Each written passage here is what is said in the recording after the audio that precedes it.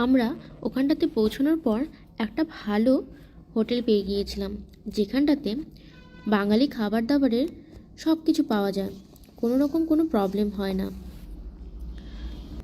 ওখানকার খাবার খেয়ে মনে হচ্ছিল যেন একদম বাড়ির রান্না।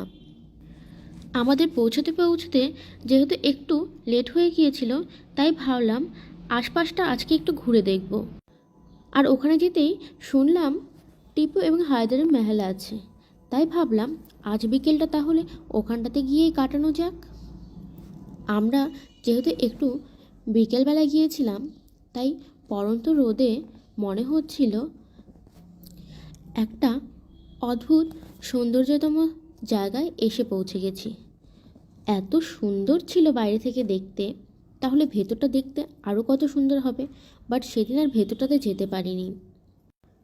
বাইরে খোলা মাঠ, আর তার মধ্যে বড় বড় গাছপালাগুলো, আর তার সঙ্গে শীতল হাওয়া মনকে যেন এক অদ্ভুততম শান্তি প্রদান করে। ওখানটাতে যাওয়ার পর আমার এত ভালো লাগছিল যে আমি নিজেই বাচ্চাদের মতন করে ছোটাছুটি করছিলাম এদিক থেকে ওদিকে। যেহেতু প্রায় সন্ধ্যা হয়ে এসেছিল, তাই ভাবলাম ভেতরটাতে আজকে আর যাব না, অন্য একদিন এসে ভেতরটা দেখে যাব।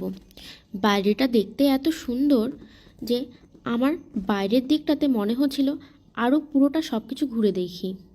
তোমরা সিএমসি ভিলোর এলে অবশ্যই কিন্তু এখানটাতে এসো।